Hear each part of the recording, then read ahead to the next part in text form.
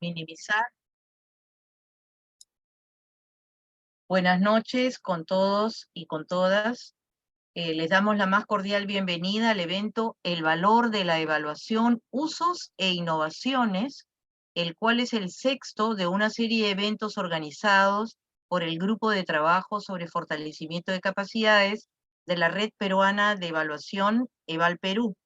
Mi nombre es Emma Rotondo, soy presidenta del Consejo Directivo de EVAL Perú, y les extiendo un agradecimiento por su presencia y sobre todo a Zorobabel Cancino por su generosa participación esta tarde y de manera muy especial por eso, porque va a poder compartir una experiencia muy relevante. Brevemente para comentarles, EVAL Perú, simplemente decirles que la Red Peruana de Evaluación es una asociación civil cuyos objetivos tienen que ver justamente con actividades como este evento, difundir y fortalecer capacidades para mejorar la práctica profesional, generar espacios de intercambio y reflexión, lo que hoy nos convoca, y promover el desarrollo y difundir conceptos, metodologías y herramientas de seguimiento, evaluación y sistematización. Muchísimas gracias entonces por su presencia. Le voy a dar la palabra a Amalia Cuba, quien estará moderando este webinar. Muchas gracias. Muchísimas gracias, Emma. Bienvenidos todos los presentes. Muy buenas noches. Mi nombre es Amalia Cuba Salerno y soy socia de EVAL Perú. Y es muy grato para mí moderar el presente evento que lo hemos llamado Evaluación a la Práctica, el caso del Sistema de Gestión de Rendimiento del Servicio Civil Peruano.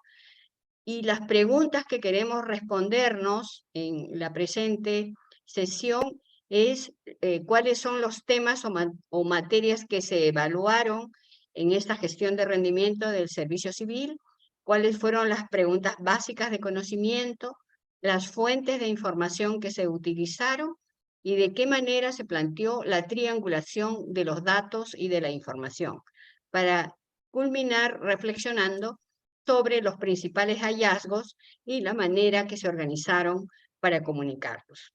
Antes de continuar, quisiera pedirles a todos, por favor, mantener los micros apagados y si desean escribir alguna de sus comentarios o notas, hacerlo en el chat. Finalmente, debo también informarles que la sesión está siendo grabada y que posteriormente será remitida a todos ustedes. Muy bien, en esta oportunidad nos acompaña como ponente Zorobabel Cancino. Él es sociólogo con una maestría de la misma especialidad por la Universidad Católica del Perú. Cuenta con una amplísima experiencia de más de 25 años en la formulación de proyectos, planeamiento público y evaluación. Desde el año 2007 ejerce labores de consultoría para el sector público y las agencias de la cooperación internacional en el Perú y en Latinoamérica.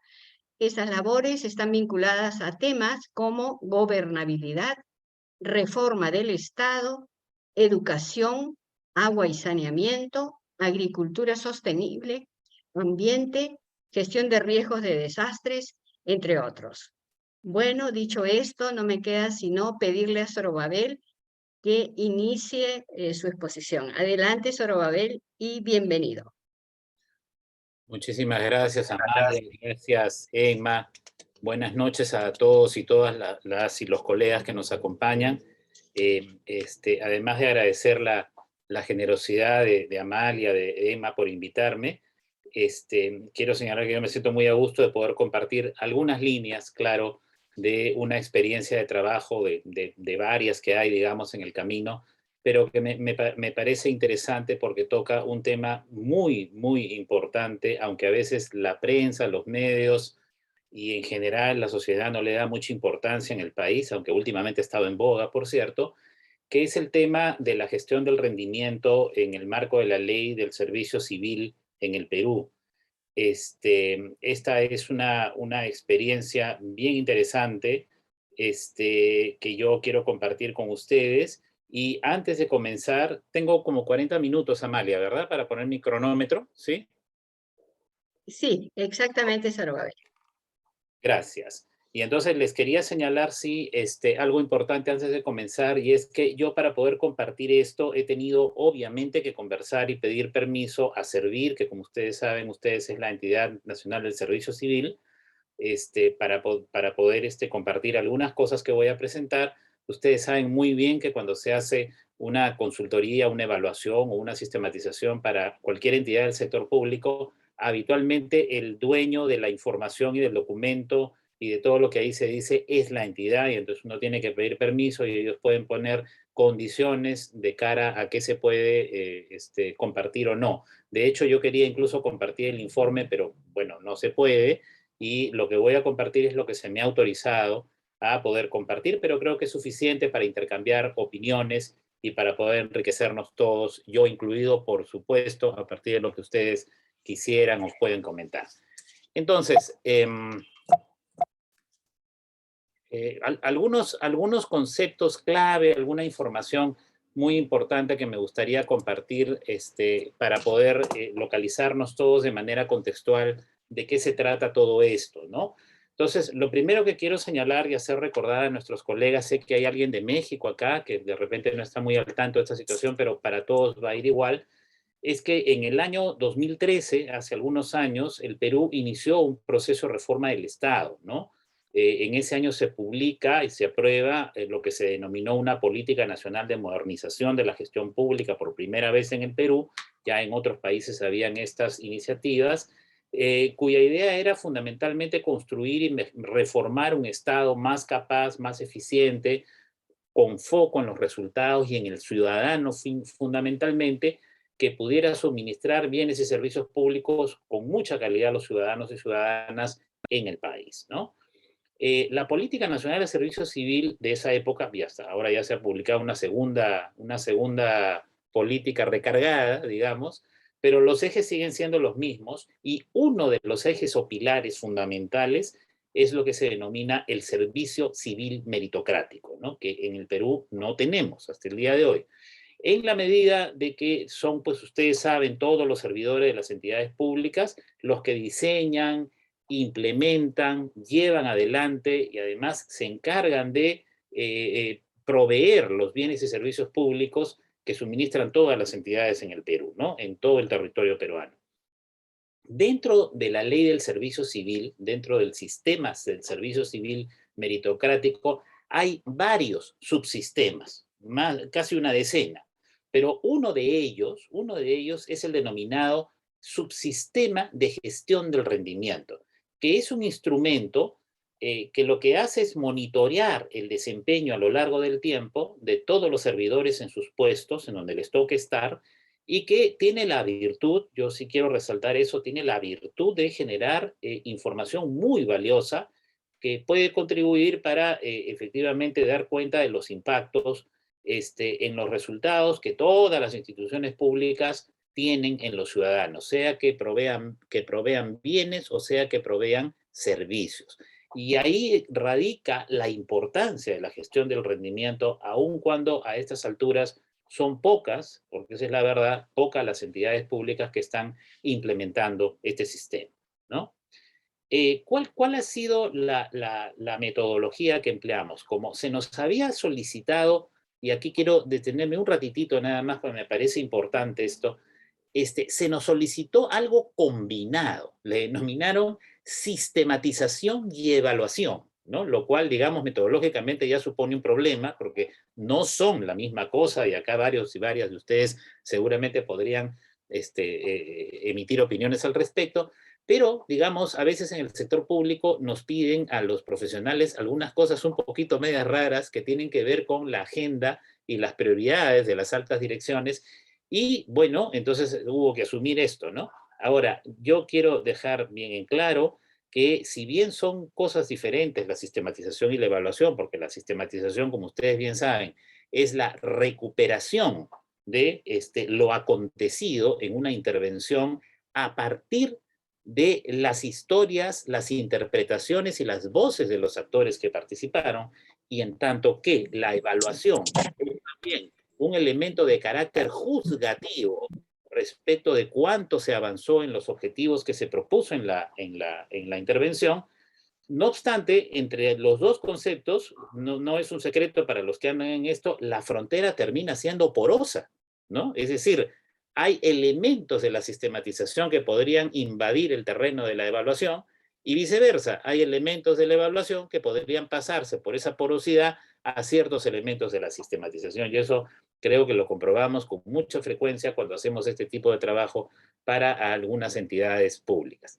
Bueno, ¿cuál fue la apuesta metodológica que se utilizó? Quiero compartir con esto ustedes brevemente. Disculpen que voltee a cada rato, pero estoy viendo mi cronómetro para no pasarme. Lo primero que se hizo fue coordinar y consensuar con la entidad un conjunto de preguntas básicas de conocimiento que propusimos, ¿no? Y aquí tienen unas, por ejemplo, para mí era muy importante cómo es que se ha realizado la implementación de este subsistema de la gestión del rendimiento en las entidades, qué resultados, qué mejoras o qué impactos ha generado la implementación de este sistema de gestión del rendimiento en las entidades, si es que lo hubo, y si los hubo, y si alguien relata que efectivamente ha generado impactos positivos, nosotros decíamos necesitamos ver evidencia, ¿no? Porque la evidencia es lo único que nos va a decir, pues el discurso, digamos, soporta cualquier cosa, pero la evidencia detrás para decir que ha habido un impacto positivo en alguna de las áreas es clave. Una siguiente pregunta era, ¿cuál ha sido la principal limitación para la implementación del subsistema de gestión del rendimiento en las entidades? Otra era las mejoras o los ajustes que se deberían implementar para consolidar el subsistema allí donde funciona, porque repito, no funciona en todas. Y otras más eran, ¿cuál ha sido, esta para mí era sumamente importante, la verdad, cuál ha sido el nivel de involucramiento de la alta dirección de cada una de las entidades que participó, de sus oficinas de planeamiento y presupuesto y de las oficinas de recursos humanos, que digamos son tres pivotes claves para que el conjunto del servicio civil funcione en las entidades, ¿no? Y unas dos adicionales, que son estas que tienen ustedes ahí, cómo es que se ha dado la gestión de la implementación del rendimiento, es decir, cómo se hizo fundamentalmente, qué se hizo y cómo se hizo, era clave de conocer, y también la apreciación que tienen los servidores sobre las condiciones que tienen las entidades para la conducción de un proceso como este, que no es del todo fácil, es un proceso, yo diría, complejo, que tiene diversas herramientas metodológicas, diversos instrumentos, y que, digamos, para las entidades del sector público, como ustedes saben bien, que andan con una agenda enloquecida y no terminan nunca, incorporar esto en su vida diaria y en el trabajo institucional no es, sin duda, algo fácil. Finalmente, queríamos averiguar también cuáles eran las apreciaciones que tienen los servidores sobre los beneficios de la implementación de este subsistema. Es decir, finalmente para los servidores, a mí por lo menos me quedaba la duda, ¿consideran que es útil, que va a tener un impacto positivo en las entidades y en ellos mismos como servidores? ¿O miran ese subsistema con lejanía y con desconfianza? Eso era un elemento clave, ¿no? Debo decir, antes de pasar a la otra parte, ustedes habrán visto que hay varias preguntas, ¿no? Y alguien que sea acucioso metodológicamente podría cuestionarme y me diría, oye, pero ¿cómo se te ocurre formular cerca de 10 preguntas si de repente con 4 o con 5 ya era suficiente, ¿no? Bueno, la verdad es que la capacidad de levantar todas estas preguntas han tenido niveles diferenciados, ¿no? No se pudieron levantar todas con el mismo nivel de profundidad, y eso tuvo que ver básicamente con la parte administrativa de la implementación, ¿no? Trabajar en el sector público, y varias personas acá seguramente trabajan en el sector público, tiene esas implicancias y uno tiene que ir adaptando en el conjunto de tiempo que dura todo esto para poder cumplir lo mejor que puede y poder levantar la información que requiere.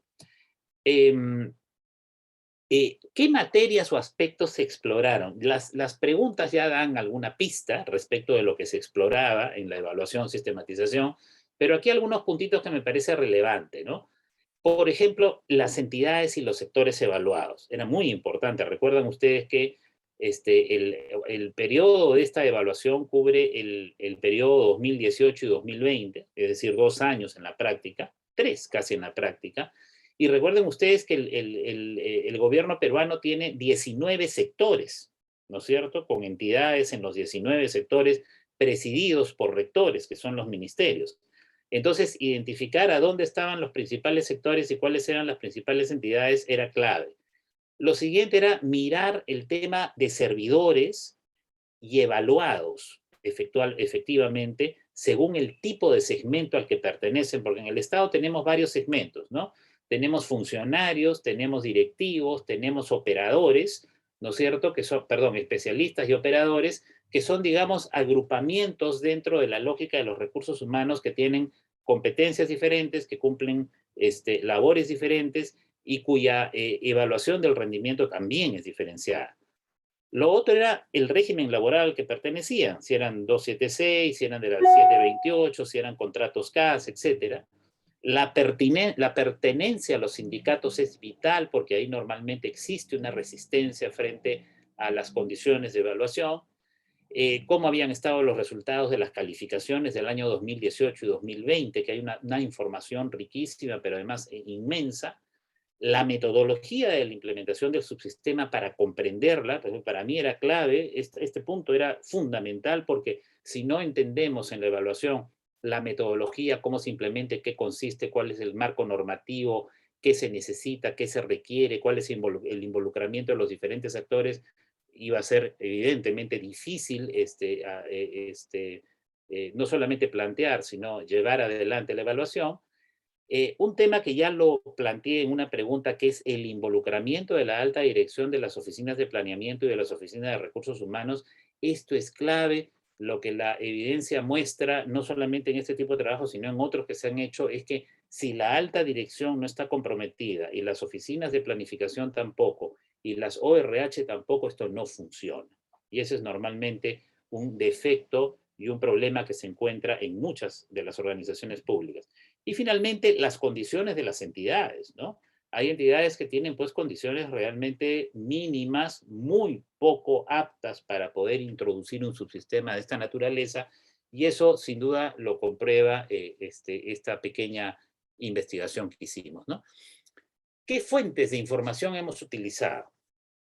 Bueno, mucha fuente secundaria, se me ocurrió acá poner el tipo de fuente, pero dije después va a ser insustancial, porque no tiene mucho sentido, pero para que tengan una idea, todo el marco normativo. El marco normativo es varias leyes, unas 17 o 20 directivas institucionales de servir, documentos metodológicos que hay en una cantidad importante, más los informes de gestión. Y eso marca una dificultad en este tipo de evaluaciones porque la información es realmente muy grande, ¿no? Les cuento algo que me parece clave. En el caso del Servicio Nacional de Servicio Civil, por ley, Servir está obligado a preparar un informe al Congreso de la República cada año exclusivamente del tema gestión del rendimiento, para que tengan ustedes una idea. Y es un informe, pues son unos documentos enormes que superan las 150 páginas con información muy rica, pero también compleja, que es difícil de asir de buenas a primeras y que lleva una buena cantidad de tiempo explorarla, clasificarla y operar con ella, ¿no? También hicimos, como dice el segundo punto, una recolección de información de fuente primaria, que indudablemente fue uno de los temas que yo, por lo menos, puse muy de manifiesto la necesidad de entrevistar o trabajar vía encuestas online con directores, con especialistas de las oficinas de recursos humanos de las entidades, con servidores que fueron parte de la implementación. Y esos servidores, me refiero a los trabajadores, para los que no tienen mucho el lenguaje del sector público, son, por supuesto, evaluadores en algunos casos y en otros casos son evaluados, ¿no? Porque imaginemos un director o una directora general de una dirección general en un ministerio es en buena cuenta una evaluadora y todo su personal a cargo son evaluados. Pero ella a su vez también puede ser evaluada por la alta dirección, ¿no es cierto? Entonces hay una serie de vinculaciones ahí en una entidad que complejiza las cosas y lo hicimos en las entidades, ¿no? Y eso que he puesto ahí directivos, y en verdad debiera corregirlo, debería ser funcionario. En algunos casos logramos entrevistar a las altas direcciones para ver cómo estaba. Me refiero, en el caso de un ministerio puede ser ministro, viceministros, en el caso de una entidad especializada puede ser la presidenta ejecutiva, el gerente general, ¿no? Entonces hicimos muchas encuestas hicimos, entrevistas a informantes clave, que hubo que diseñarlas, por supuesto, y se preparó una encuesta online, preparada exclusivamente para el caso, para 4 subpoblaciones. Preparamos una encuesta online para directivos y para funcionarios, preparamos una encuesta online para evaluados, una encuesta online para evaluadores, ¿no es cierto? De manera que subdividimos las poblaciones para una encuesta online que tuvo cerca de 500 unidades de análisis, personas, para poder elaborar un conjunto de preguntas que nos dieran respuesta a todo lo que queríamos realmente levantar, ¿no? Fue una cosa muy bonita, a veces tensa, tengo que decirlo porque se acababa el tiempo puesto para que la encuesta online se cerrara y a veces no teníamos la cantidad de encuestados que requeríamos y entonces constantemente requeríamos a Servir que nos ayudara a presionar para la preparación de la encuesta, para que los colegas respondieran. Ya se pueden ustedes imaginar el trabajo de carácter logístico que esto implicó, ¿no? Muy, muy intenso. Las entrevistas a profundidad, vuelvo con la de arriba, fueron siempre a informantes clave, ¿no? Y para el caso se preparó una guía conversacional, en donde yo personalmente hacía las entrevistas, y yo lo que tenía era una guía para cada tipo de entrevistado, ¿no es cierto? De manera que yo no le hacía, digamos, no era una entrevista mecánica, sino usted va a responder tal pregunta, número 1, respóndame, sino más bien yo lo que hacía era estructurar una conversación en la medida de lo posible amena, en buena onda, para poder ir cubriendo los diversos aspectos que a mí me interesaba levantar. Esa información era grabada, ¿no es cierto? Era grabada y tenía conmigo a una persona que me asistía en toma de notas realmente relevantes y yo también me preparé un instrumento de matriz de entrevista con guía conversacional, donde yo también, además de tener el audio, iba tomando notas de lo que realmente me iba pareciendo exclusivamente relevante para las materias que necesitaba indagar, ¿no? Entonces, eso es un elemento que yo siempre creo es bien importante considerar la multiplicidad de herramientas que uno puede usar cuando realiza este tipo de trabajo, ¿no? Y entre las cosas que hicimos, también quiero resaltar que programamos, yo diseñé y programé con Servir un taller de contraste de información.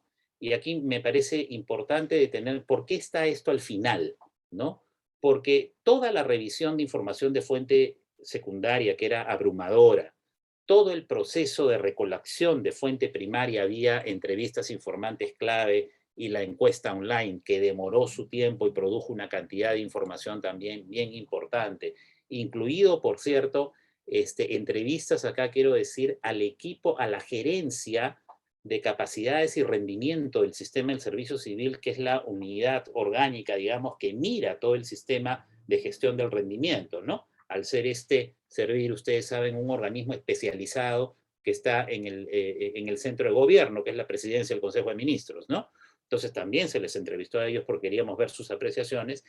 Y el taller de contraste yo lo utilicé precisamente para contrastar toda la información que había estado levantando durante esos meses, organizando un taller con varios actores que vinieron de varias entidades, donde estuvo el propio Servir y sus directivos, etcétera, para producir una, vamos a decirlo, una discusión y hasta posiblemente una confrontación guiada y diseñada como un experimento para confirmar los hallazgos. Entonces ahí había 2 posibilidades, ¿no? O los hallazgos de los 3 primeros casos, o sea, de los 3 primeros o 4 primeros puntos, se ratificaban y se consolidaban, o por el contrario, encontrábamos vías alternas, hallazgos adicionales, o eventualmente descartábamos algunos hallazgos porque el taller nos podía demostrar que habían probablemente errores de percepción.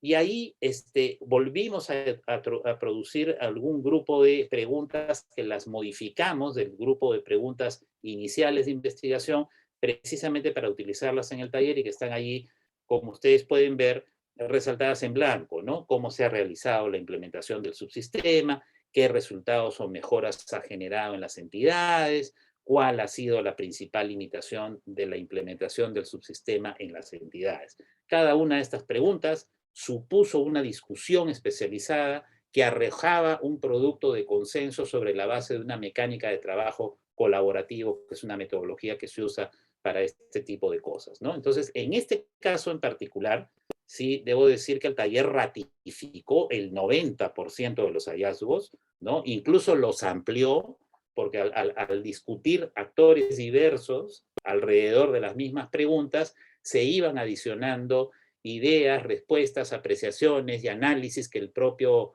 grupo hacía, que no necesariamente incluso habían aparecido en las primeras partes, ni en la encuesta, ni en las entrevistas, ni en el análisis de la fuente secundaria, ¿no? Entonces, bien interesante para consolidar. Bueno, luego, creo que esto no lo debí poner porque, porque es obvio que se tiene que hacer, pero luego se hizo un proceso de triangulación que, como ustedes saben, es la interpretación, la organización de los elementos que han ido emergiendo mientras uno realiza la evaluación, la sistematización, ¿no? De la fuente secundaria, de la aplicación de la encuesta online, que como les digo tenía cerca de 500 unidades de análisis, de las entrevistas informantes claves y los resultados del taller, ciertamente, ¿no? Esa triangulación es lo que comienza a generar los insumos para la preparación de un informe, ¿no? Un informe de este nombre binario, sistematización de evaluación, que finalmente construimos y que se plasma y que haya además un conjunto de resultados, de hallazgos bien interesantes que yo quiero compartir con ustedes, ¿no? Primero, algo que hubo que enfrentar en su momento era que teníamos tanta información que había que decidir cómo era que se presentaban los hallazgos en el documento, ¿no? ¿Por dónde comienzas? Y entonces decidimos más o menos esta estructura. Más o menos no. Esta fue la estructura del informe. Como les digo, lamento no haber podido compartir el informe, pero no tengo autorización para eso. Pero esta es la estructura del informe. El informe plantea un primer acápite en donde se colocan las apreciaciones generales que tienen todos los actores, las 4 subpoblaciones que les mencioné, ¿no? Sobre la implementación del subsistema, ¿no? Es decir, ¿qué está pensando el conjunto de los actores de las entidades públicas sobre la implementación del subsistema? Quiero añadir acá que estamos hablando, amigos, amigas, de más o menos 90 entidades públicas, ¿no? Que fueron de alguna manera exploradas durante este proceso, ¿ya? Y eso incluye ministerios, o sea, organismos rectores, incluye organismos técnicos especializados, ¿no es cierto? Como podría ser CERFOR, que veo que aquí alguien trabajó allí, incluye también gobiernos regionales, ¿no es cierto? Entonces, un grupo de entidades bastante amplio en varias regiones, además, incluido Lima, ¿no? Un segundo acápite del documento es un acápite que se centra en las apreciaciones que tienen del subsistema de gestión del rendimiento y cómo va su implementación las ORH. Las ORH, recuerden, son las oficinas de recursos humanos o de gestión del potencial humano a las entidades públicas. Y esto es central y quiero, seguramente ustedes dirán, coincidirán que sí, pues porque son las oficinas de recursos humanos, pero además en el Estado, ustedes saben bien que las funciones y las competencias de las unidades orgánicas están bien parametradas. Entonces, todo lo que es el servicio civil, la ley de implementación del servicio civil, pasa en la práctica operacional por las oficinas de recursos humanos. O sea, no hay otra unidad orgánica dentro de la entidad pública, cualquiera que ésta sea, que no sea la Oficina de Recursos Humanos y la que se ve obligada a implementar el subsistema. Y ojo, quiero aquí señalar algo que es bien importante. No solo implementa ese subsistema, implementa los otros 7. ¿Ya? Que como imaginarán, la cantidad de trabajo es abrumadora, además de todo lo que tiene que hacer la Oficina de Recursos Humanos en una entidad pública, ¿no? El tercer acápite del informe para organizar todos los hallazgos fue apreciaciones desde los evaluadores y evaluadoras, ¿no? En las entidades públicas que implementan el subsistema de gestión del rendimiento, hay personas evaluadas y hay personas evaluadoras, ¿no? Entonces, en el caso de los evaluadores, se gestó y se construyó todo un conjunto de apreciaciones para ver cuál había sido su experiencia, sus limitaciones, qué estaban encontrando, cómo se sentían de cara al proceso de implementación, qué tipo de conflictos incluso podían tener con sus evaluados, para observar también desde esa mecánica de las relaciones de los actores cómo estaba haciendo la implementación. Y también, por supuesto, hubo un capítulo que se armó que es más bien las apreciaciones desde los evaluados, ¿no? Porque ahí se pueden encontrar efectivamente contradicciones, complementariedades y un elemento adicional que son el conjunto de las percepciones de de estos individuos, permítanme llamarles así, que son los que son el foco, digamos, de la evaluación, de la gestión del rendimiento, ¿no? Y finalmente, se hizo también un capítulo vinculado a miradas transversales a algunos temas clave, comparando las respuestas de las subpoblaciones, es decir, de las oficinas de recursos humanos, de los evaluadores y de los evaluados, ¿no? Porque eso también podía originar elementos bien interesantes para poder suministrar recomendaciones, tener algunos elementos evaluativos consignatarios, juzgadores, digamos, de cómo iba el proceso, ¿no?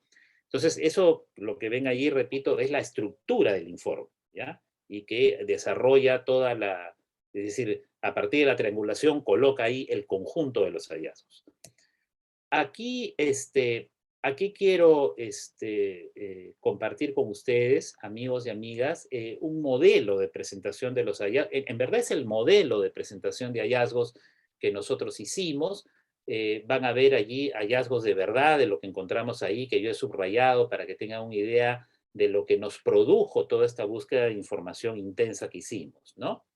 Entonces, una primera parte tiene que ver con un conjunto de avances que nosotros hemos encontrado en la implementación del sistema de gestión del rendimiento. Un detallito particular que no es menor y que quiero compartir con ustedes es que ustedes saben que el servicio civil se comienza a implementar en el Perú alrededor del 2013-2014 en la práctica, ¿no? Y que en este momento tenemos alrededor de 90 a 100 entidades, es decir, es poquito lo que se ha avanzado, ¿no es cierto? Recuerden ustedes que el Estado peruano tiene más de 3.000, creo que son 3.200 entidades públicas en los 3 niveles de gobierno. Imagínense ustedes cuánto representan más o menos 100, ¿no es cierto? Es bien poquito. Entonces, pero sí hay avances y que yo resalto y defiendo en mis apreciaciones, porque siento que efectivamente ocurrieron, ¿no? Y yo destaco en particular estos 4, ¿no? Lo primero es que la gestión del rendimiento de las entidades donde se ha implementado ha logrado impulsar la implementación de ajustes para que las entidades funcionen mejor. Es un hecho, la evidencia lo comprueba, ¿no? Por ejemplo, hay mayor claridad en los objetivos institucionales que están normalmente plasmados en los planes estratégicos institucionales. Hay una búsqueda deliberada de un perfil de servidores que dialogue con los objetivos y metas institucionales para entregar bienes y servicios de calidad a los ciudadanos. Es decir, está habiendo un impacto en la gestión de la contratación, la selección y el seguimiento del personal. Y esas dos cosas para mí son fundamentales, ¿no? Incluso el hecho de que el aparato de planificación institucional comience a mirar sus objetivos institucionales de cara a como un elemento de la gestión del rendimiento, a mí me parece fundamental porque finalmente son las unidades orgánicas las que generan los bienes y servicios con sus colaboradores que van a dar cuenta de los planes estratégicos institucionales, ¿no?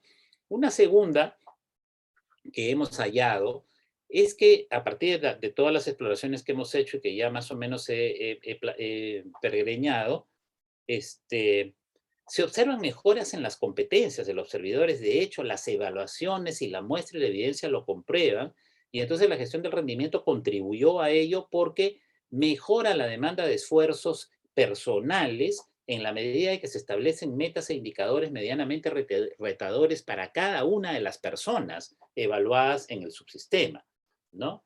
La otra mejora es que las oficinas de planificación y presupuesto han participado de una manera mucho más, se encuentra una participación mucho más sensible, más comprometida en la definición de prioridades institucionales y en el establecimiento de las metas de los directivos. Entonces eso contribuye, obviamente, a que el sistema camine mejor.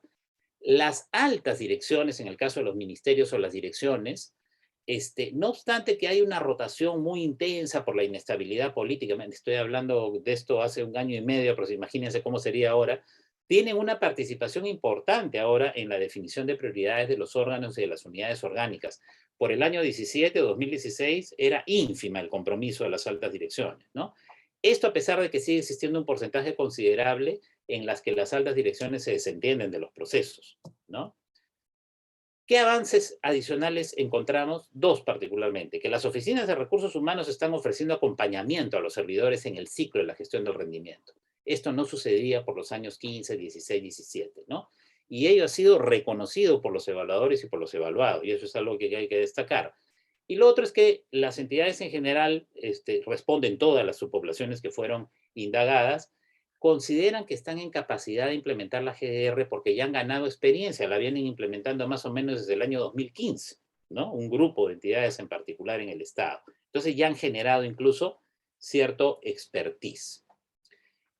La otra parte de los hallazgos que yo destacaría de todo este proceso es que el informe, a través de esos títulos que fui pregreñando, revela que hay una serie de elementos que requieren intervención institucional. O sea, que no están bien, que están flojeando y que requieren una respuesta organizada y estructurada de las entidades, ¿no? Estas dificultades, por ejemplo, fueron evidenciadas durante el proceso, ¿no? Que la metodología de la GDR no es tan flexible y prioriza los tiempos frente a la calidad del proceso. Y eso es de verdad un problema serio porque en noviembre me cierras el ciclo, pero entonces las fechas y los parámetros muy típicos en el sector público a veces irrumpen contra la calidad del proceso y eso es algo que hay que atender. La implementación no se ha centrado tanto en el proceso, que está teniendo una limitada consideración del resultado, ¿no es cierto? Mejor desempeño de las entidades para los ciudadanos, claro, porque si priorizamos el tiempo y el cumplimiento de los parámetros de tiempo y no priorizamos el proceso, es obvio que lo que deja de priorizarse es el mejor desempeño de las entidades para los ciudadanos, ¿no? Lo tercero es que la gestión del rendimiento supone un esfuerzo enorme para implementarla, ¿no? Una cantidad de registros por hacer, tiempo para poder realizar el seguimiento, poco expertise en la retroalimentación, no todo el personal de las oficinas de recursos humanos tiene el expertise necesario, no existe una estrategia además política para abordar la resistencia al cambio, especialmente con los sindicatos, que son los que tienden a torpedear normalmente este nivel de la reforma. La herramienta de evaluación en general genera desconfianza en los trabajadores porque sienten que la medición del trabajo y el rendimiento tarde o temprano puede terminar en una posible desvinculación laboral, ¿no? Y entonces eso es un elemento que me parece no se ha trabajado bien para tratar de convencer de los beneficios de esto. No existe una estrategia política para abordar cuando los directivos y titulares tienen poca vinculación. Ya hay todavía un limitado involucramiento de las altas direcciones de las entidades, de una cantidad importante, ¿no? Y eso genera diferencias en los avances en la implementación, pues es decir, una entidad que tiene una alta dirección muy comprometida versus una que no la tiene, los avances y el expertise que alcanza la entidad son bien diferenciados, ¿no?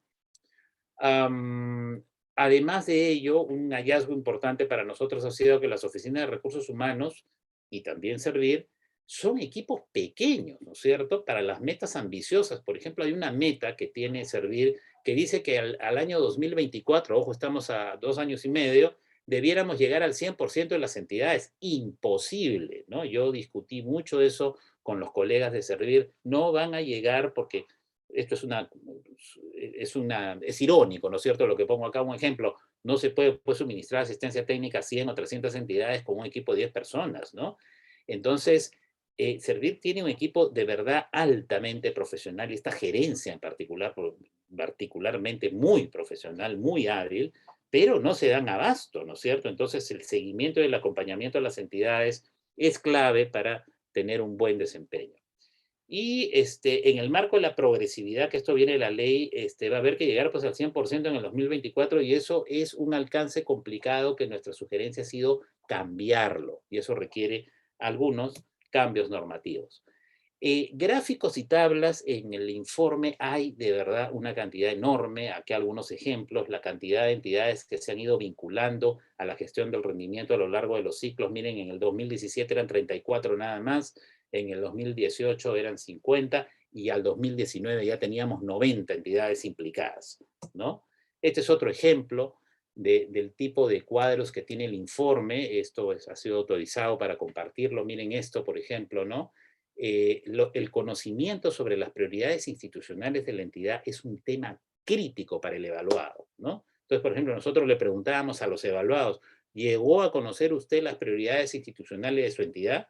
¿No? Felizmente, y esto es un avance notable respecto al 17, el 71% de los evaluados efectivamente responde que sí fue informado, conoció las prioridades institucionales, y eso, por ejemplo, es un avance importante.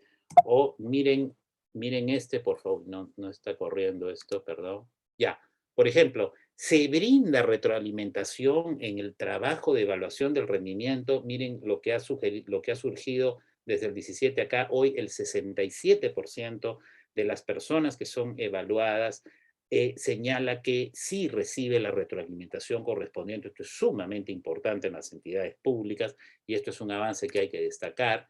O, por ejemplo, esta pregunta que me parece muy interesante compartir, contrariamente a lo que yo podía pensar, ¿no? Yo tenía mis dudas. Les preguntábamos, ¿es importante para usted la gestión del rendimiento de la entidad? ¿No? Porque muchos te podrían responder que no, que esto atenta contra los derechos de los trabajadores, etc. Pues no, 93% de todos los entrevistados nos arroja que para ellos es muy importante la gestión del rendimiento y que les brinda oportunidades de progreso y de su carrera en la entidad pública, lo cual es sumamente interesante, ¿no? Bueno, yo me quisiera quedar acá. Insisto en que no me hubiera gustado presentar más información, pero no puedo por eh, las condiciones que tuve al pedir permiso para compartir esto, pero sí siento, Amalia, Emma y demás colegas, Miluska también, que sí puede ser motivo de algunos intercambios y de algunas opiniones, tanto por la parte técnico-metodológica como también por la parte de la configuración de hallazgos y sus estructuras. Entonces, yo, por supuesto que con muchísimo gusto puedo responder inquietudes y si no tengo una respuesta, lo voy a decir con toda la sinceridad, ¿no? Está cerrado tu micrófono, Amalia. Exactamente. Muchísimas gracias a Zorobabel por compartir estas reflexiones tan interesantes para todos los profesionales que trabajan en el sector público y que o ya han tenido una experiencia en este subsistema o la van a tener prontamente en quizás algunos meses adelante. El momento que tenemos ahora, como ha dicho Zorobabel, es absorber dudas o comentarios. Entonces les pediríamos que por favor las preguntas si nos pueden enviar por el chat. En este momento hay una pregunta que quisiera trasladarte. Si me permites un momentito, esta pregunta es del señor Enrique Burtón y dice, ¿cuáles son los objetivos estratégicos que se plantearon para el subsistema de gestión del rendimiento? ¿No? Si podemos empezar con esa, por favor.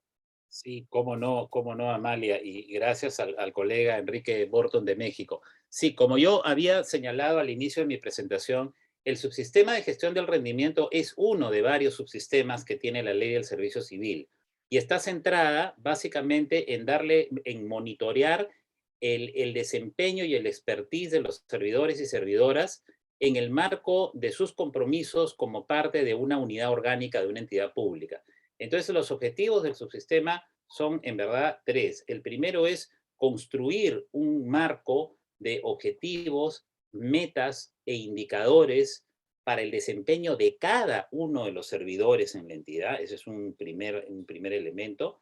El segundo es prestar, perdón, es mi cronómetro. El segundo es prestar asesoría y acompañamiento al servidor o a la servidora en el cumplimiento de sus compromisos vinculados a los objetivos y metas que se plantea dentro de la unidad orgánica que trabaja, pues una gerencia, un departamento, una unidad, por parte del equipo de la Oficina de Recursos Humanos. Y el tercero es consignar el nivel de desempeño que alcanza al finalizar el ciclo el servidor y servidora para tres cosas. Uno, comunicarle su nivel de desempeño. Segundo, suministrarle retroalimentación respecto de su potencial mejora. Y tercero, formular incentivos, que quiero aclarar, no son económicos, ahí hay una discusión hasta ahora, incentivos que tengan que ver con su mejoramiento en la banda de carrera pública que ha alcanzado, ¿no? Hoy en día hay toda una discusión respecto de si se debe ser más preciso en los incentivos económicos o no, y ahí hay todo un tema que se está discutiendo normativamente. Mi respuesta es que sí, debería también incluir incentivos de carácter económico para todo esto, ¿no? Espero haber respondido. Perfecto, muchas gracias. Tenemos otra pregunta de Patricia Burdet, desde Honduras, y la consulta se refiere precisamente a la consulta online. ¿Se Ya. necesitó la autorización de todas las entidades públicas para hacerla? Gracias, Patricia de Honduras. Un abrazo desde Perú. A ver, lo que sucede es que Servir, que es la entidad nacional la entidad nacional de servicio civil, que es el organismo rector del sistema de recursos humanos en el Perú, es un órgano rector, valga la redundancia, y está en el centro de gobierno, que es la presidencia del Consejo de Ministros. Entonces, cuando Servir decide hacer esta investigación breve, Servir emite una directiva y dice, bueno, hay que responder esta encuesta online. O sea, no hay otra porque es la entidad que está por encima de todas las demás en la materia de recursos humanos, ¿ya? Entonces no hubo que pedirle autorización a las... Por supuesto que se escribe, se les invita y todo eso, pero no es que se les pida autorización. Se puede hacer cuando un organismo rector está por encima de los demás, ¿no? Por lo menos acá en el Perú funciona así, ¿no? Gracias, gracias, Zorobabel. Tenemos una segunda pregunta del señor Enrique Burtón, y él señala lo siguiente. Las entidades que han avanzado en la implementación del subsistema han elaborado y formalizado normativamente sus instrumentos guía, manuales, formatos, etcétera, porque con frecuencia eso se descuida cuando hay escasez de tiempo y personal, como es el caso, según lo mencionó usted. Sí, efectivamente. A ver, pero para aclarar, tengo que decir lo siguiente. Todo digamos, todo el instrumental metodológico lo tiene Servir, que es la entidad rectora, ¿no? Ahí está la metodología, ahí están los instrumentos, y ahí están todos incluso los paquetes y los software donde se carga la información. O sea, eso ya viene desde el Estado central. Sin embargo, tu pregunta es pertinente porque efectivamente muchas entidades, yo diría más del 40% de las que han participado, han elaborado normativa interna, es decir, han emitido directivas para facilitar y asegurar que los colaboradores, los servidores participen del proceso de gestión del rendimiento y en su implementación, ¿no? Y ha habido diferentes niveles, ¿no? Un ejemplo, ha habido entidades que han desarrollado normativa interna y han decidido que todo su personal participa, desde el presidente del directorio hasta todos los especialistas en orden jerárquico y el personal operador. Es decir, me refiero a las personas que hacen impresiones, que manejan los vehículos de la entidad, todos. Hay otras entidades que decidieron ir por segmentos, es decir, han involucrado primero a 4, 5, 6 unidades orgánicas y han puesto en su plan que en el próximo año incrementan al 100%. Entonces hay diversos agrupamientos de implementación, ¿no? Desde los que han implementado por completo en la entidad la gestión del rendimiento con normativas y directivas, hasta los que han decidido ir por segmentos año a año, ¿no? Teniendo en consideración, además, que el ciclo, o sea, el ciclo de gestión del rendimiento dura un año y es normalmente el año fiscal peruano. El año fiscal peruano arranca en enero y concluye en diciembre, ¿no? Entonces, en ese año que se denomina ciclo. Entonces, han ido involucrando a las personas por ciclos, ¿ya? Gracias, Zorobabel. A ver, perdón, me salí de mi lista. Miluzca pregunta si se utilizó algún software para la gestión y procesamiento de la data e información cualitativa. ¿Cuál fue? Ya. No, la verdad no. Les cuento algo que me parece interesante. Para el tema de la encuesta online, lo que hicimos fue montarla en el sistema de Google Form. Es decir, preparamos una claqueta de preguntas, estructuramos los niveles de respuestas disociadas, asociadas, estructuradas, ¿no es cierto? Y ustedes saben bien que para los que manejan Google Form, que Google Form tiene la posibilidad de botar la data estructurada en cuadros Excel, en gráficos, podemos bajar además la data y trabajarla aparte en un Excel para ponerla en una presentación adecuada. Entonces no fue necesario, no fue necesario. Si hubiera sido probablemente de mayor complejidad, hubiéramos requerido un software especializado. En el caso de las entrevistas, pues acabo de referirme, Miluska, a la encuesta online, y ojo que nos manejamos con 482 personas, ¿no? Y con varios temas, y la información salió muy bien, realmente sorprendente el Google Form, ¿no?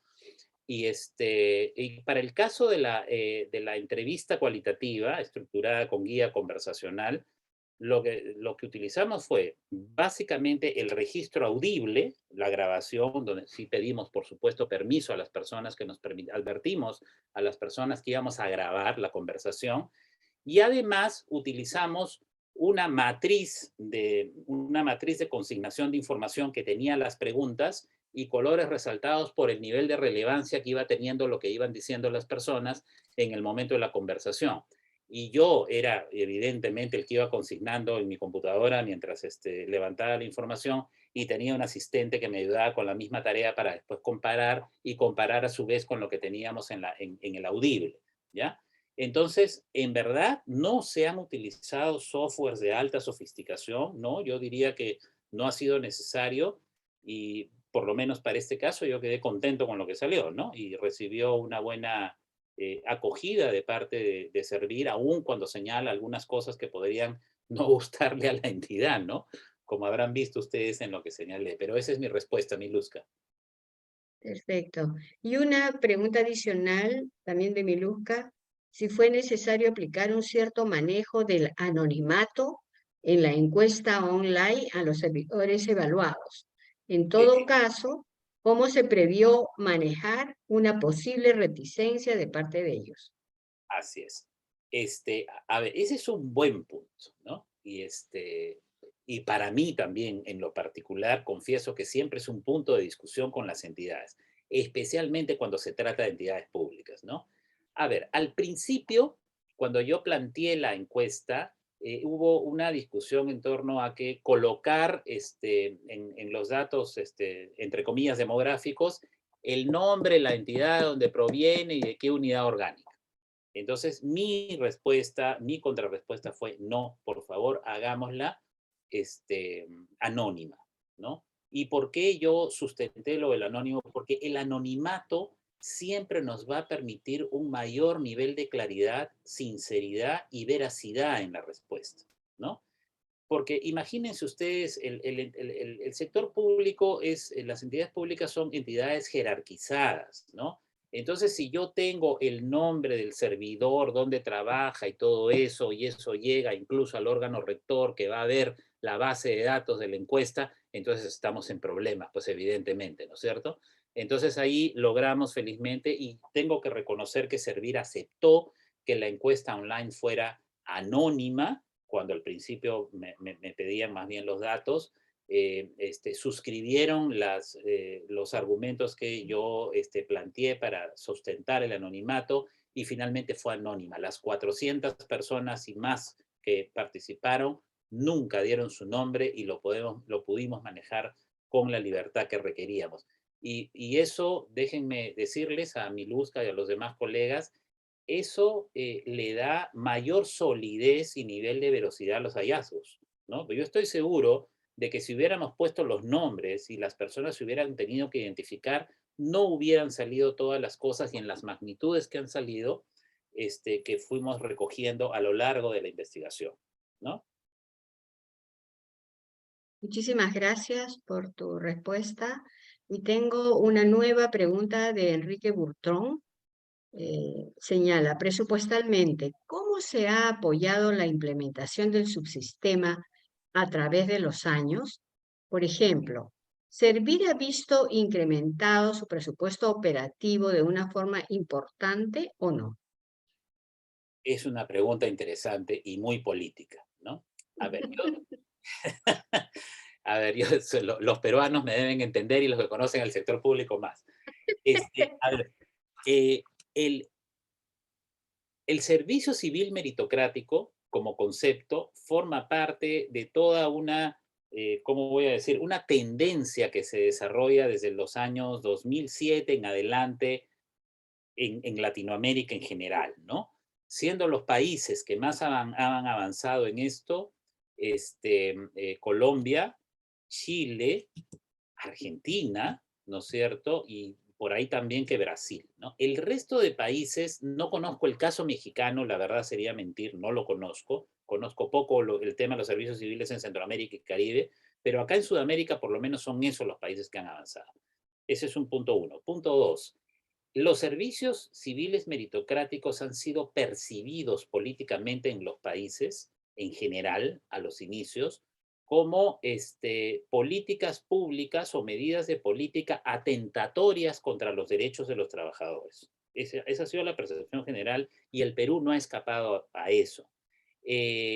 Normalmente los partidos políticos más ligados a las izquierdas han cuestionado severamente junto a los sindicatos las presencias de los servicios civiles en los países. Perú no ha sido la excepción, tuvo muchísima resistencia, la sigue teniendo, porque acá hay un discurso también del otro lado, ¿no es cierto?, que pide estabilidad laboral y que la presencia de los trabajadores en el sector público se mida por la cantidad de años y no necesariamente por su desempeño. Entonces, eso ha producido una circunstancia en donde, según sea la posición política de los gobiernos de turno, se empieza a hablar del servicio civil meritocrático, en verdad, en el año 2009, con el gobierno del presidente Alan García, el segundo gobierno de Alan García, y el servicio civil ha pasado por el gobierno de Alan García, el gobierno del señor Ollanta Humala, el gobierno después de bueno, todo lo que ha venido, no sé, en los últimos 5 años hemos tenido como 6 presidentes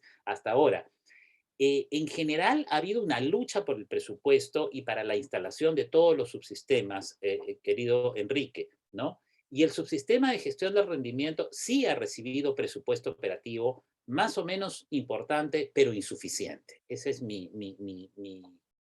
impresión. Hay una tremenda, un tremendo trabajo técnico de servir por conseguir más fondos para la implementación del subsistema y de los otros subsistemas, pero siempre hay una discusión alrededor, se traba en el Congreso, hay una serie de planteamientos para, vamos a decirlo claramente, quitarle posibilidad operativa a la instauración de la reforma y a su consolidación, ¿no? De hecho, en el último año y medio que ha pasado, bajo el gobierno del expresidente Pedro Castillo, Servir, que es la entidad rectora del sistema, que estuvo en serio peligro de desaparecer, ¿no? Querían adherirla al Ministerio de Trabajo como si fuera un organismo público especializado del ministerio, cuando su función es completamente otra. Y eso probablemente, esto que estoy contando, da cuenta de las miradas que a veces tiene el centro de gobierno o palacio de gobierno sobre este tipo de reformas, ¿no? Esperemos que con la estabilidad que esperamos ganar en las siguientes semanas y años, el Perú vuelva a estar un poquito más tranquilo, este tema se termine de mejorar y se tenga más presupuesto para ello, ¿no? Este tema que yo hablaba hace un ratito de 10 personas en la Gerencia Central de Desarrollo de Capacidades y Rendimiento, ¿no es cierto? Dice mucho de las pocas posibilidades que está teniendo Servir para poder dar cuenta de un subsistema tan complejo, ¿no? Y tiene que ver ciertamente con temas presupuestales, ¿no? Muchas gracias, Zorobabel. Tengo una última pregunta, por lo menos por el chat, de Jesús Ventura, que dice, ¿cuántas personas y de qué especialidades conformaron el equipo evaluador? En verdad éramos 3 personas. Suena una locura, pero es la verdad, se las tengo que contar. Yo como evaluador principal, una colega como evaluadora cooperando conmigo en todo momento y un asistente para todo lo que es el trabajo estadístico, formulación de cuadros, corrida de las encuestas y todo eso, ¿no? En verdad, a veces yo creo que esto a veces, colegas, amigos, amigas, tiene que ver con el estilo de trabajo del profesional también, ¿no? Yo normalmente no trabajo con equipos grandes, a veces sí, pero cuando digamos, cuando la complejidad es inmensa. Aquí había mucho trabajo operativo, ¿ya? Pero no era de altísima complejidad, como me ha ocurrido en otras ocasiones donde sí he tenido que trabajar con un equipo mayor, ¿ya? Perfecto, gracias. Bueno, creo que eso es todo lo que tengo de preguntas. No sé si hay alguien más, por favor, no, que puede hacerla por el chat o también lo puede hacer oralmente, ¿no? O sea, levantan la mano y Si perfecto. alguien levanta la mano, abre el micro y conversamos un poquito y encantadísimo, creo que todavía hay tiempo. Sí, sí, yo creo que sí sería bien interesante porque tenemos colegas tanto de Perú como también de otros países. Adelante, Patricia, por favor. Buenas tardes o tardes, noches. Encantada de haberle Buenas escuchado, señor tardes. Casino. Buenas tardes, Amalia. Encantada. Muchas gracias por invitarnos a Eval Perú. Aquí la red de evaluación de Honduras les saluda. Bueno, qué gran experiencia. Felicidades por el trabajo, por la presentación muy claro y concreto. Y aquí tengo una pregunta en la que me debato como evaluadora. Y es este tema de la metodología de la encuesta que creo que ha subido mucho ahora que han avanzado las tecnologías y también por la cuestión de pandemia.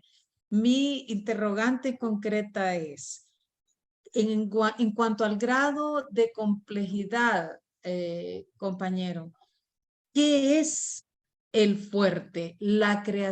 Antes de la encuesta hubo mucha entrevista para poderla conformar. ¿Qué se revisó? Marco legal, entrevistas con directores, porque una vez formulada la encuesta y con ese apoyo de Google Drive y la persona que le apoyó, imagino que eso fue grandioso.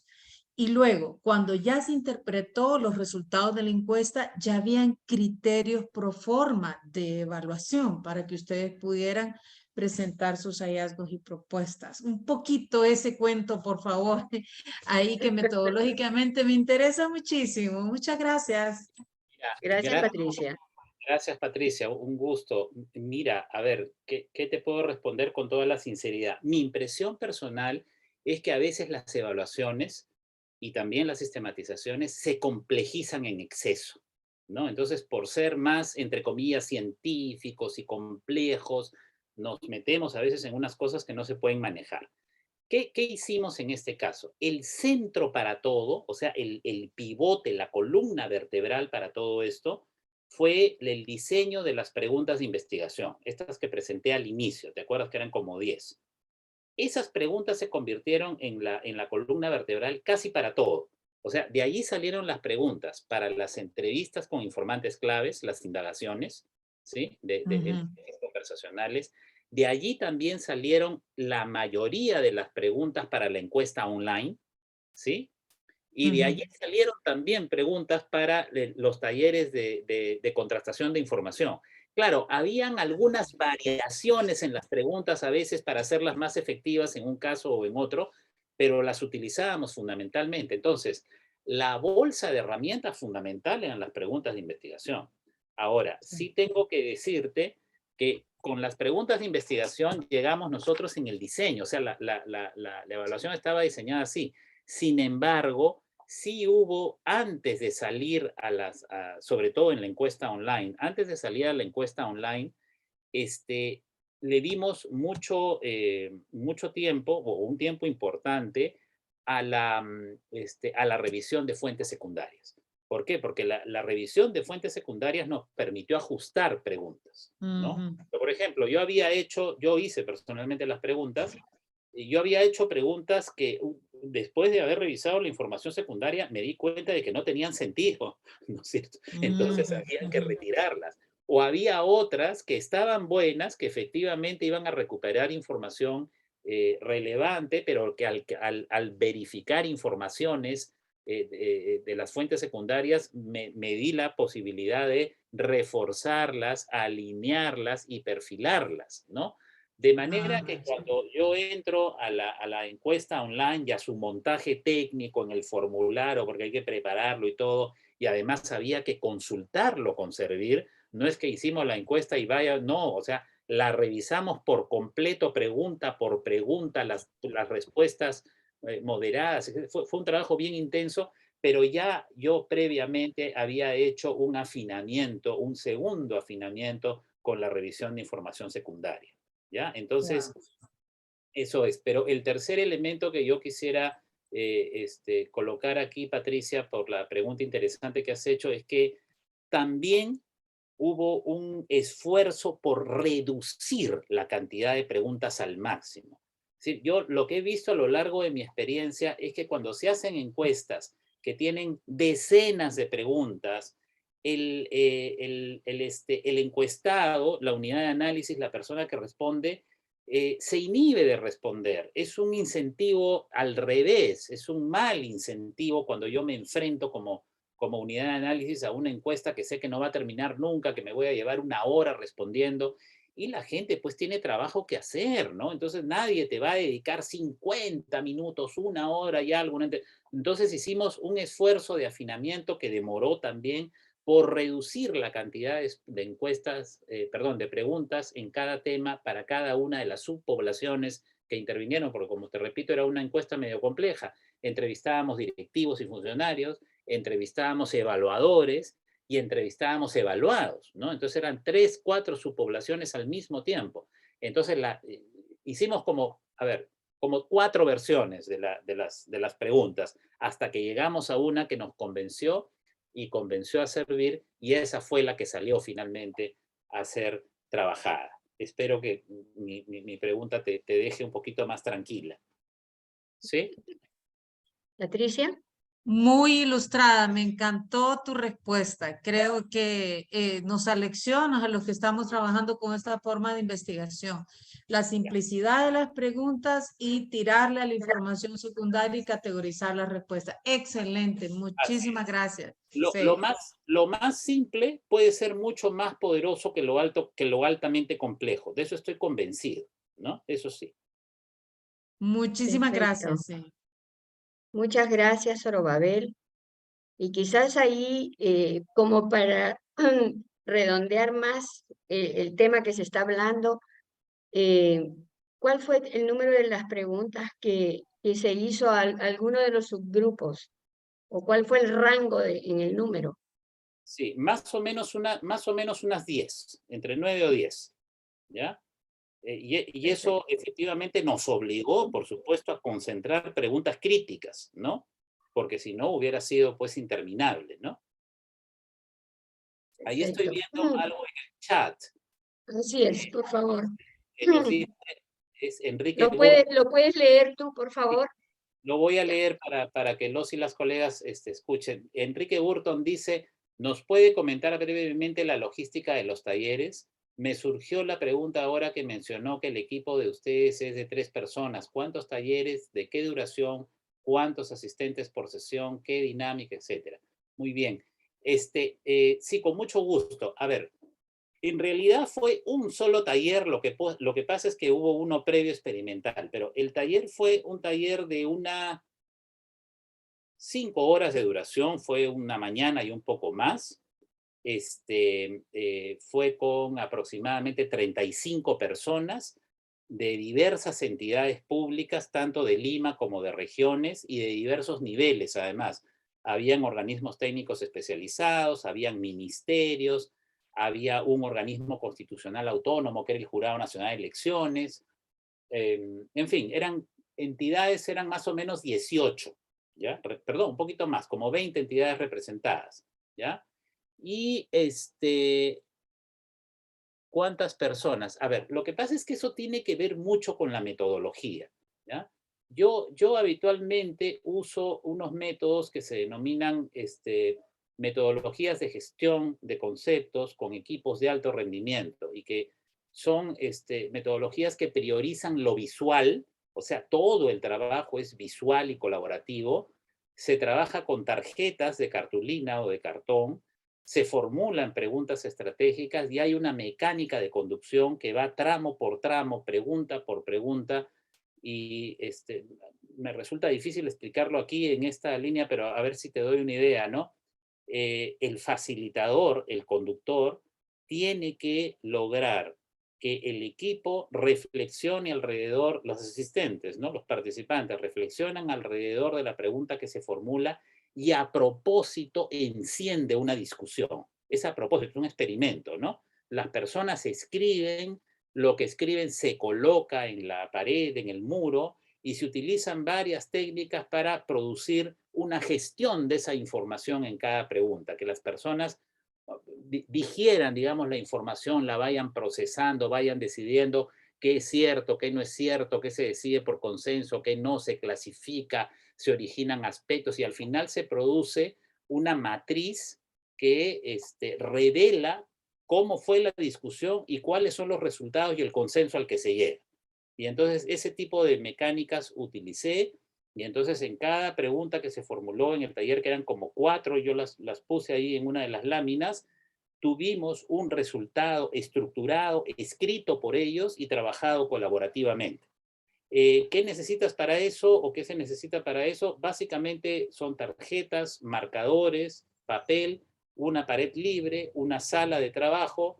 Y en mi caso, yo normalmente yo conduzco los talleres habitualmente porque, digamos, para mi trabajo a lo largo del tiempo yo me he preocupado y en verdad, de pura necesidad, he desarrollado también metodología para la conducción y lo hago con mucha frecuencia y lo utilizo cuando tengo que hacer investigaciones o documentos de este tipo para contrastar, para generar información, para producir consensos, para ganar legitimidad respecto a lo que estamos generando, etcétera, ¿no?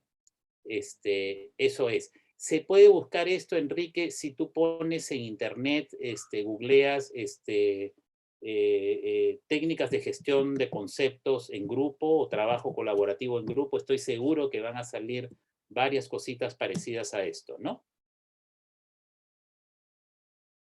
Perfecto. Muchísimas gracias, Oroel. Muy interesante, tanto las preguntas como también las respuestas.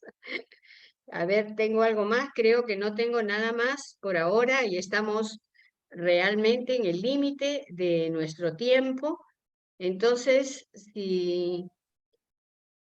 creo que lo único que nos queda para poder concluir es la encuesta anónima de satisfacción que nos ha puesto Miluca, por favor, y si la pueden responder en su momento. Y antes que nos vayamos, en primer lugar, queremos agradecerte, Zorobabel, por todos los aportes en la discusión, ¿no? Y también queremos agradecer a todos los asistentes por las preguntas realizadas.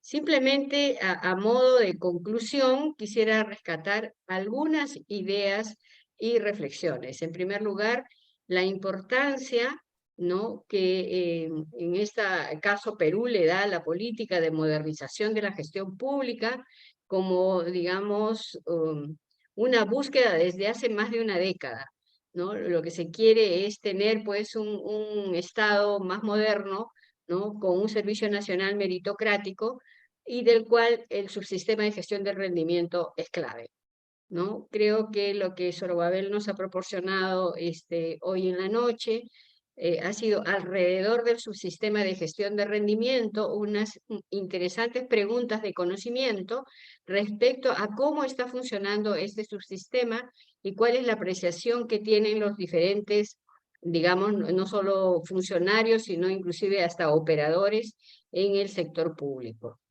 Finalmente nos ha mostrado hallazgos en varios aspectos de exploración, ¿no? Solo para mencionar algunos, en los cuales se ha trabajado, son los servidores evaluados, según segmento, el régimen laboral al que pertenecen, la relación con los sindicatos, los resultados de las calificaciones en estos 3 años, 2018 o 2020, y la metodología de implementación de este subsistema que implementa a Servir, ¿no? También nos ha dicho que considera como muy importante el involucramiento de la alta dirección de las oficinas de planificación y presupuesto y las oficinas de recursos humanos. Básicamente, esos son, digamos, como unas líneas gruesas. Además, ha terminado haciendo una reflexión del manejo, digamos, técnico y metodológico que él y su equipo llevó adelante en esta evaluación. Por todo ello, entonces, muchísimas gracias, Zorobabel. Es un gusto realmente tenerte aquí. Y antes de que nos retiremos, quisiéramos entonces invitarlos a participar, ya sería en el 2023, las futuras sesiones de fortalecimiento de capacidades, tanto de monitoreo como evaluación, que les estaremos anunciando. Bueno, yo voy cerrando entonces la reunión, invitándolos a completar la encuesta de satisfacción. Y nos gustaría muchísimo tomar una foto de todo el equipo. Entonces les pedimos si pueden prender sus cámaras unos 30 segundos y Miluska nos dirá en qué momento terminamos de tomar la foto. ¿Sí? Entonces prendemos la cámara, por favor, todos los que puedan mostrar sus rostros para saber con quién hemos compartido esta noche. ¿Sí? Esperamos tus instrucciones, Miluska.